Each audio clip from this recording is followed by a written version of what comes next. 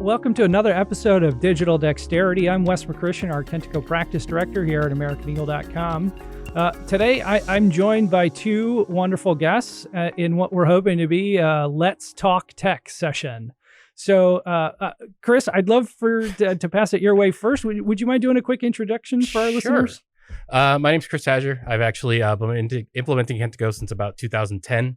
So seen quite a lot of things, seen a lot of evolution, not only in this product, but also, the space in general. So really excited to be here. Great. And Sean, would you mind giving our listeners a quick introduction as well? Sure. My name's Sean Wright. I'm a lead product evangelist at Kentico. I worked for about 10 years on the partner agency side, building .NET applications, working with client-side JavaScript architecture, and slowly moved into being kind of a solutions architect, and then jumped over to the Kentico side to move more into marketing, which has been an exciting adventure for me. Maybe that'll be another episode for us. Sure. So great, guys. I'd love to have a conversation about Kentico and just your philosophy behind technology. We've seen the industry shift and change and flex and bend as a result of a lot of things that Microsoft is doing. And as a .NET driven content management system or digital experience platform, maybe Sean, maybe you start, kind of explain the background and philosophy behind Kentico as a .NET platform. Could we maybe start there? Sure. Yeah. Fantastic. So Kentico as a company has been around for about 20 years now, and it was .NET based from the beginning, building on ASP.NET web forms, which some people might be familiar with. If your beard is a little more gray and longer. Or, just called out right away. Yeah. Man. For people who can't see, Chris sitting next to me has some gray in his beard. So, some is an understatement, but thank you. He just got lined up, though. Yeah. So built on ASP.NET web forms, and has tracked with Microsoft's technology offerings over time, including adoption of the cloud with Azure about 7 or 8 years ago. Right. And now has adopted Microsoft's latest technology, .NET 5, 6, 7, 8 now, ASP.NET Core. So really, as a company, we have tracked along with the technology offerings from Microsoft, also incorporated some other cutting edge technologies. We can talk about those a little later too. Yeah. And I would say too, like as a partner that implements, I think you guys have done a really good job of progressively adopting the standards that Microsoft is putting forth inside of the .NET ecosystem, even so far as to really set the stage for what we now have on the horizon. Well, I guess was it last week or the week before .NET 8? Mm-hmm. Right. Week, and your wonderful experience by Kentico product, right? And you have successfully laid the groundwork in order to adopt the .NET 8 changes that are being driven by Microsoft, which I think is just like really cool, because there are other platforms in the market that have not put in the elbow grease that you guys have, right, for that adoption, which I think is just so cool. Yeah, I think they've always stayed up on one of the, again, my career has been built on building Kentico implementations for people. And one of my, favorite things is that the software did a great job, like you said, of kind of following in .NET's footsteps without getting in your way, without blocking possible functionality or solutions that you're looking to build.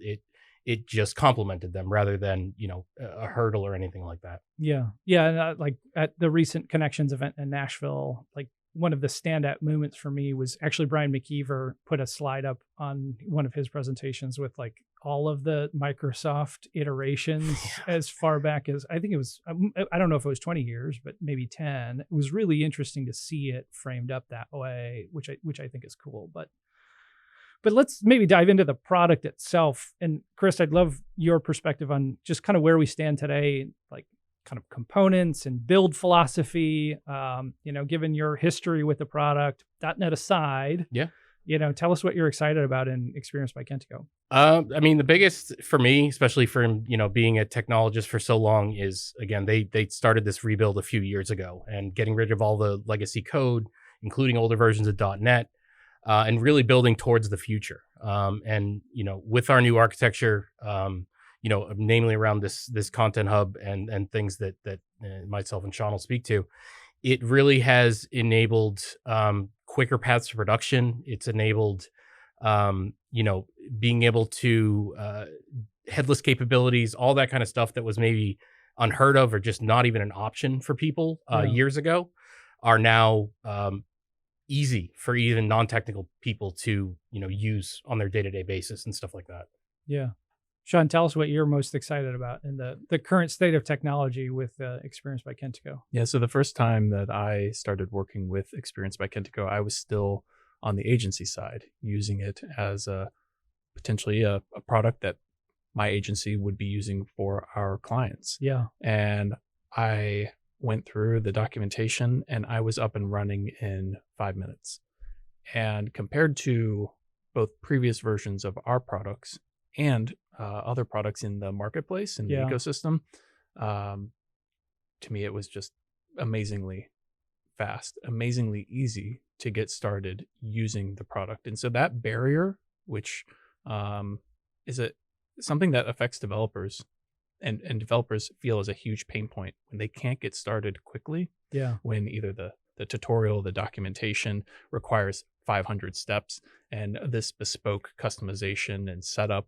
When you can remove that barrier, you help developers feel productive and enabled, and they want to work with the product and they get excited coming back to it. Sure. And for me, that was the biggest takeaway for where this product is today, is that speed to feeling enabled and productive as a developer with the product. And I'm just technical enough to be dangerous, right? If I'm coding your website, you're having a bad day, right?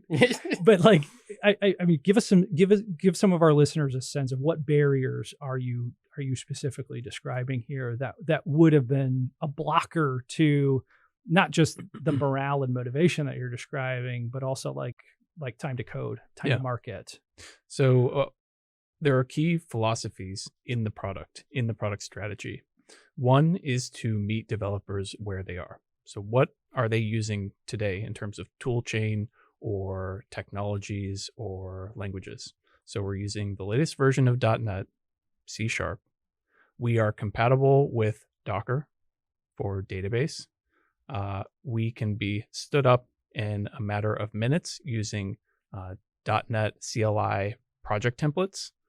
And we sit on top of ASP.NET Core instead of replacing it. So if a developer is familiar with this very popular, common, highly performant, always updating technology stack, then becoming familiar with Experience by Kentico as a product is not going to be a stretch for them. You don't have to unlearn. You just add on to the knowledge. And if they already have that knowledge, then getting to a place where they feel like they understand us is not a stretch. It's just a few steps to get up and running. And when they look at their code, it's going to look like an ASP.NET Core application. It's not going to look like some bespoke vendor's product that you don't quite understand. It's ASP.NET Core at the foundation, and everything they can do with that technology stack, they can do with our product. There are no limitations there. That's great. I'm surprised, actually, you didn't bring up one of the barriers. What was the first computer you actually installed this on? Yes. So this is a nice softball coming from Chris. Yeah. So in the past, years ago, Microsoft's technologies were built for Windows because that was the operating system that they delivered everything through. Sure. In about 2014, 2015, Microsoft realized they needed to be cloud first and allow any developer to work with their technology solutions. Yeah. And so that was that began the development of ASP.NET Core and modern .NET, which is cross-platform. So you can run .NET on Mac, Linux, or Windows. You can develop it on any of those operating systems. You can even run it on Raspberry Pi if you want to. It works everywhere. And because of that, Experience by Kentico as a product can be developed on Mac OS, whether that's Intel chips or M1, M2, M3 chips. Doesn't matter. I have a MacBook Air. I can do Experience by Kentico development there, and I can transition Raspberry Pi. No, I mean it's probably controlling a door. You can do it there too. Yeah. And then transition over to Windows. Sure. And have people all in the same team collaborating together and not have to care what operating system, laptop technology, hardware technology they're using to develop a solution. It's seamless for anyone on that team. Because our old Mac users know the pains of Parallels or VMware and all that kind of stuff. So, I mean, that kind of dovetails into just how portable, Experience by Kentico is quite a small deployment too. So, I mean, like you mentioned, you can deploy it anywhere, kiosks, things like that, digital signage inside of buildings. So it really kind of, again, this wouldn't have been possible on older versions or older technologies. So, that limitation or that barrier is pretty much non-existent at this point.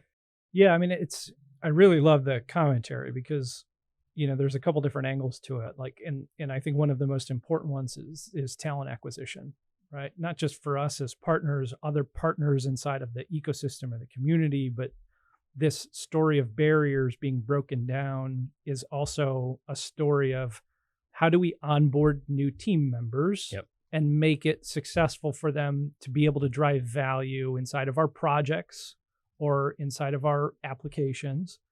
And like, this is the kind of stuff that's being taught to fresh talent too, right? Mm-hmm. And then likewise, I think it's really important for you guys have a rich history. You have 20 years of clients building this stuff too. So there's still a lot of people on some legacy tech that these barriers are very important for them to break down so that they can transition into the Experience by Kentico ecosystem, regardless of whether they're on 13 or 12, or we have some clients that are even older than that, right? Yeah. Which is fine. It's the way that it is. But this idea that like we're adopting these new standards, we're building it into the product philosophy, and that's helping us accelerate into just our day-to-day. Yeah. And I love the way he says it, meeting development teams where they are. Like, we don't want to upend, and that's the same way we look at our, potential customers, is we don't want to upend what you might do on a day-to-day basis with, third parties or integrations. We want to complement it. Yep. We want to, work with that because, large corporations have teams, there could be 5 different teams that have 5 different stakes in this, this area of either content management or whatever it might be. And that is, another thing where you don't want to come in and say, well, you can't use this third party thing anymore. You have to use our stuff. You can, as opposed to, integrating with it and things like that. Yeah. I'm not sure. I think it was you, Chris, or, well, I don't know who said it now, but you sort of made the joke. It's lightweight. It can be installed in kiosks and signage. And it does lead me to actually sort of a parallel path where, like, I think there's a really exciting roadmap feature that you guys are releasing here just in a little bit in the form of the headless API. Yeah. Right. This idea that headless is just a feature, I think, is a really refreshing, pragmatic technology angle on, what we see inside of the market at large. Would you guys mind just tell us a little bit about the headless API, what's driven that? Where do we expect the value to be driven from this as a feature? Yeah. So this feature comes from, I mentioned some of those like underlying product strategies or philosophies. This comes from that same place. So the idea that we are delivering capabilities without delivering complexity to both the marketer as the end user of the product and the developer, the one that's really driving the solution delivery. We want that to be applicable to all aspects of the product. And so if a developer is used to building a website with a headless CMS, it can be a great experience for them. It can also be a complex one. Sure. And we want to enable building a site headlessly without requiring the complexity that comes with that. Yeah. So it's if there is additional complexity there, the developer gets to opt into it. The team that's building the solution, they get to decide strategically, does this make sense for us, and opt into that at the pace and the level of complexity that they want. And so a developer could stand up an Experience by Kentico solution with just content management and allow marketers to start creating content day one. You don't have a website yet. You don't have emails designed. You don't have a website that's consuming this information over a headless API. You have none of that yet. You're just creating content, modeling that content, and really learning the product and learning what the needs are. And then the team gets to decide, all right, do we want to deliver this over a traditional ASP.NET Core website? Sure. Product enables that, has a great story for that. It's a great experience for developers and marketers. Do they want to deliver that content headlessly to a Next.js application or any other technology? It really doesn't matter. It's a JSON API. It's a GraphQL API. Deliver that content to whatever external consumer they want, but they get to opt into it. It's not a requirement. So that headless channel is a feature for us. We're seeing that as a real big advantage for migrations too, from existing things where, maybe it needs a new look and feel, but you're happy with the content. Well, that's great, because now kind of the way with Experience by Kentico is you can, like you said, stand that up. You can, model your content. You can even start putting that all in there. You can even query it through the, channel or whatever it might be. Or like you said, the most common one would be to build out a web channel and then start referencing that content. But what this can actually enable is allow to running in, things in parallel instead of waiting for content, waiting for design, having to bring all this stuff together at one time.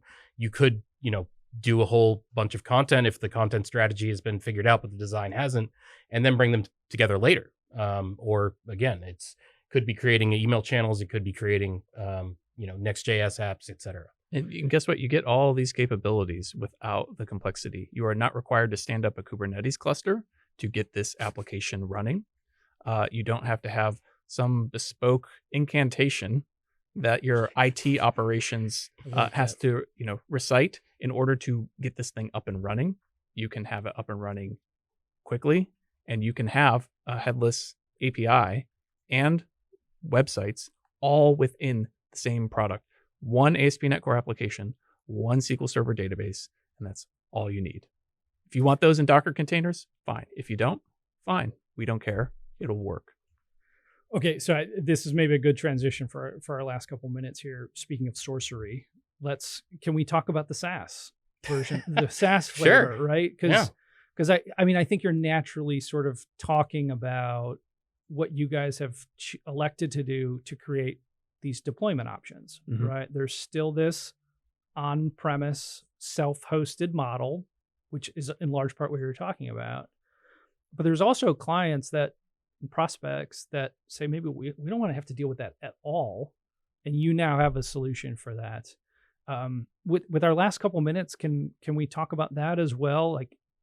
Give us a rundown on the SaaS flavor of the product. In the same way that we're meeting the developers where they are, we also want to meet the IT operations staff where they are, or maybe where there is no IT operations staff. Yeah. So that's actually one of the bigger ones, is that they don't, right? They don't want to hire. The investment in an IT staff is overkill to manage a website, or, just much more expensive. Yeah. And our product is sometimes implemented directly by customers. They have their own development teams, their own IT teams, and an application would be deployed within a private data center, or it could be deployed to the server sitting under someone's desk if they really wanted to. Yeah. I don't advise it, but hey, it's possible. I've seen it. So we've always been able to do things on that side of the spectrum. But what we haven't had in the past is a managed deployment environment for customers that either customers can use or our partners can use to host and run that application. And so what it does is it takes away some of the responsibility of getting that application out to test, UAT, production environments, managing the infrastructure or scaffolding out that infrastructure, and also writing what that deployment process looks like. Because some teams have lots of knowledge and skills today about DevOps practices. Yep. But there are some that just want to focus on the software application development, and they don't have the skill sets nor want to invest the time to learn those things. Well, you don't have to with Experience by Kentico. You can build the application, hand it off to us, and then we roll out that deployment for you. Yeah. I think one of our unique things is too that the product behaves ideally in both scenarios, whether, it could be in a very complex DevOps scenario with a giant IT team, or it could be just publishing into the beginning of a SaaS, or even, an app service or something like that, that the software, the development lifecycle, all that kind of stuff is identical. It only comes down to, again, deployment options and meeting people where they are, as opposed to saying you have to do it like this. Yeah. We have some customers that are really mature in terms of their technical infrastructure knowledge of hosting and running a web application. And for them, setting up a CI/CD pipeline, deploying out an application, and also knowing how much to allocate for infrastructure and manage that infrastructure, it's no problem. Right. And for them, maybe they don't need a SaaS environment coming from a vendor like us. But for the ones that don't have that knowledge and skill set, we can take care of that for them so that it's not a limitation on them getting value out of our product. So we have blue-green deployments in production. We have surfaced resource usage logs and graphs and event and error logs in the dashboard, in the portal, where customers can deploy their application. That's backup, restore, retention. Yep. Like those are all the things we thought of that's part of the base package, instead of, like you said, if you deploy something in your own Azure environment, it's not going to automatically back up. It's not going to kind of take some of those things that industry professionals would take as you know, what a baseline deployment would look like. Yeah. And that's the stuff that we, are looking to take off people's plates or off their mind if they don't have that kind of expertise. Yeah. Developers might hear this and be a little concerned. I'm giving you control over something. What happens if it doesn't work out, or I'm stuck now with you? No, the product is the same product, whether it's being deployed in your infrastructure, your public or private cloud, or our SaaS environment. And you can transition between the two with just configuration changes. So if you start out in a private data center and you want to come to SaaS, no problem. Or an application that's been running for a year, no problem. We can get you from point A to point B. If you start out in SaaS but have some compliance requirement that's unique to you that you found out about, don't worry. We can get you out of SaaS and into public cloud or private data center if you need to. Yeah. Yeah. I mean, I think these are all great philosophies. They don't eliminate risk, but they help mitigate it substantially when it comes to managing, sizing infrastructure and deployment practices. And it feeds which I think is just right into the title of dexterity to me. Like that's the agility or the Thanks, Chris. see? Right. But I mean, that's kind of what I was saying about before about Kentico never getting in my way when I was always, and there's more than one way to solve a problem usually. And that again, following in what the billions of dollars and hundreds, thousands of hours Microsoft has come up with this framework. We're not looking to upend any of that. We're going to build on top of that strong foundation and, utilize it. That's great.